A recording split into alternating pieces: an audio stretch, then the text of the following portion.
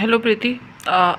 जो our next chapter नहीं, sorry, topic है। और next topic is factor affecting growth and development. ये मैं तुम्हें बहुत बार करवा चुकी हूँ, तो ये तुम्हारे लिए इजी होगा। और ये जो है फैक्टर अफेक्टिंग जो है ग्रोथ एंड डेवलपमेंट का ही पार्ट है ना। तो मतलब कौन से फैक्टर होते हैं जो ग्रोथ और डेवलपमेंट को अफेक्ट करते हैं? तो दो ही करते हैं। तो हेरिडिटी, मतलब जो जीन्स वगैरह होती है हमारी, और एक एनवायरनमेंट।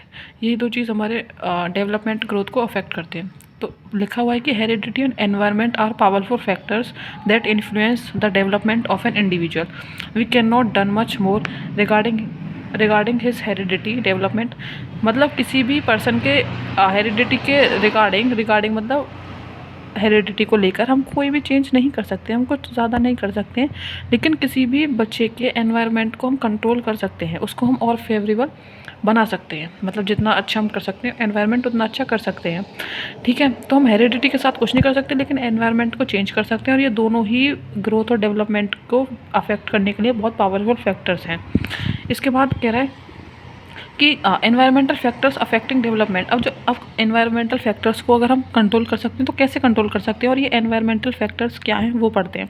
तो सबसे पहला न्यूट्रिशन। अब तुम किसी बच्चे के न्यूट्रिशन को तो कंट्रोल कर सकते हो कि उसको क्या खाना है क्या नहीं खाना है, कितने कौन सा न्यूट्रिशन अच्छा है। न्यूट्रिशन तो सारी अच्छी होती है, लेकिन कौन सा फूड ऐसा है जिसमें न्यूट्रिशन है। तो लिखा हुआ कि the food we eat gives our body energy and materials that helps in growth. तो जो फूड होता है जो हम ईट करते हैं वो हमारी बॉडी को एनर्जी देता है, और जो मटेरियल्स होते हैं वो, मतलब जो फूड में जो मटेरियल्स होते हैं वो हेल्प करते हैं ग्रोथ में। ठीक है, तो वो लिखा हुआ है कि न्यूट्रिशन मैटर्स बिकॉज। अब ये न्यूट्रिशन मैटर क्यों करता है, मतलब क्यों न्यूट्रिशन की बात हो रही है? तो कह रहा है कि न्यूट्रिशन, अगर good nutrition equal to healthy body and brain. अगर आप अच्छा न्यूट्रिशन ले रहे हो तो आपकी बॉडी हेल्दी होगी, ब्रेन अच्छा होगा। लेकिन अगर आप बैड न्यूट्रिशन ले रहे हो तो क्या होगा, वो आपका जो लर्निंग और ग्रोथ है ना, जो मतलब आप अगर आप अच्छा खाना खा रहे हो, आपका माइंड हेल्दी है, तो आप जल्दी इजीली चीज़ों को कैप्चर करोगे। अदरवाइज़ आपका ग्रोथ और लर्निंग प्रोसेस दोनों ही स्लो हो जाएगा। एग्जाम्पल है कि kids who take balance diet do better in school than those who missing out essential nutrients. तो लिखा है कि जो किड बैलेंस डाइट लेता है वो स्कूल में बेटर करता है उसके कंपैरिजन में जो बच्चा इसेंशियल न्यूट्रिएंट्स को स्किप कर देता है, फिर मिस कर देता है। इसके बाद दे रखा है कि अर्ली स्टिमुलेशन। स्टिमुलेशन का मतलब होता है कि जब बच्चा सीखता है ना, क्या सीखता है, अपने मतलब अपने सेंसेस के बारे में सीखता है। उसका ब्रेन जो अर्ली स्टेज पे होता है ना, मतलब वो टॉकिंग करना, प्लेइंग करना, शोइंग कलर्स, ये सब मतलब जब शुरुआत में बच्चा सीखता है तो उसको बोलते हैं स्टिमुलेशन। यानी कि पहले चीज़ों को जो पहले स्टेज पे स्टिमुलेशन कर रहा है बच्चा, कि समझ रहा है कि अच्छा ये हो रहा है, मतलब उसको पता चल जाता है कि ये गर्म चीज़ है या ठंडी चीज़ है टच करने से। तो कह रहा है कि स्टिमुलेशन मेक्स ब्रेन कनेक्शन। अब जब बच्चा छोटा ही है, आप उसको अच्छी अच्छी, मतलब एक तरीके से आप उसको एक ऐसा एनवायरनमेंट प्रोवाइड करा रहे हो जो अच्छा है। मतलब जैसे stimulation make brain connection stronger, कि स्टिमुलेशन जो है वो ब्रेन कनेक्शन को स्ट्रोंगर करता है। बेटर लर्निंग एबिलिटी, ठीक है ना, लर्निंग एबिलिटी को बेटर करता है। फॉर एग्जांपल, जो अब कैसे करता है कि बच्चा स्टिमुलेशन जो उसका, मतलब जैसे वो चीज़ों को कैप्चर करता है बचपन में, फर्स्ट स्टिमुलेशन जो होता है उसका, मतलब अपने जब सेंसेस का यूज़ करने लगता है थोड़ा थोड़ा, तो उस टाइम पे अगर उसका पेरेंट्स जो है वो सिंगिंग करते हैं, सॉन्ग्स को प्लेइंग करते हैं टॉयज़ के साथ, उसके साथ है ना, अपने बेबी के साथ खेलते हैं, तो ये कहीं ना कहीं उसके कॉग्निटिव डेवलपमेंट में ना बहुत हेल्प करता है। अब जैसे कोई पेरेंट्स अगर मतलब बच्चे को टाइम ही नहीं देते, ना खेलते हैं, अगर वो कुछ कर भी रहा है तो डांट देते हैं कुछ भी, तो ऐसा बच्चा हमेशा अंडर कॉन्फिडेंट होता है, उसको कभी कॉन्फिडेंट नहीं आ सकता।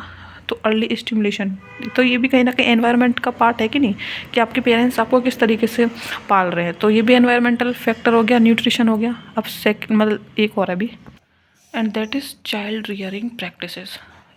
ये भी एक एनवायरमेंटल फैक्टर है जिसमें लिखा हुआ है कि children who brought up by democratic मतलब कि बच्चा कुछ कर रहा है तो ऐसा नहीं कि डिक्टेटरशिप वाले बच्चे, मतलब एक तरीके से डिक्टेटरशिप कर रखी है, मतलब या फिर्म पेरेंट्स है, मतलब जो पेरेंट्स अच्छे होते हैं, जिनकी गुड पेरेंटिंग होती है, ऐसे के टाइम पे क्या होता है कि बच्चा पर्सनल जो होता है ना वो to make better personal and social adjustment, वो ना वो जो बच्चा होता है ना वो ज़्यादा एक्टिव होता है। तुम इसमें ये भी लिख सकती हो कि children who brought up by democratic और even firm parents are more active than than other childrens. ठीक है, इसके बाद प्रिंसिपल क्या है डेवलपमेंट के, ये एक छोटा क्वेश्चन आ सकता है कि प्रिंसिपल क्या है डेवलपमेंट के, तो इसमें डेवलपमेंट के बारे में लिखना होता है, वो जो मैं तुम्हें फर्स्ट वीडियो में बता चुकी हूँ। तो वही लिखा हुआ है कि डेवलपमेंट एक कॉन्टीन्यूस प्रोसेस होता है ना, टिल डेथ तक चलता है, लाइफ लॉन्ग प्रोसेस है। दूसरा है कि डेवलपमेंट ग्रेजुअल है, धीरे धीरे होता रहता है, सीक्वेंशियल वाइज होता है। ऐसा नहीं है कि बच्चा पैदा हुआ तो पहले वो भागना सीखा है उसके बाद चलना सीखेगा, नहीं, पहले वो घुटनों से चलेगा, फिर वो पैदल चलना सीखेगा, फिर वो भागना सीखेगा। तो सीक्वेंस वाइज होता है ना। और पर्सन टू पर्सन अलग होता है, कोई बच्चा 1 साल का बोलना सीख जाता है, कोई 2-3 साल का भी बोलना नहीं सीखता है। Development increase from general to specific, मतलब डेवलपमेंट ऐसा होता है कि मान लो तुमने नई लैंग्वेज पढ़ना सीखा, तो शुरुआत में तुम बहुत जनरल बोल रही होगी, बोला ही नहीं जा रहा होगा, फिर एक दिन आएगा कि तुम बहुत स्पेसिफिक हो जाओगी इसमें। तो है ना, डेवलपमेंट इस तरीके से होता है। हेरिडिटी एंड एनवायरनमेंट फैक्टर्स होते हैं इसके, और डेवलपमेंट जो है वो प्रिडिक्टेबल होता है। ये इसके प्रिंसिपल्स हैं।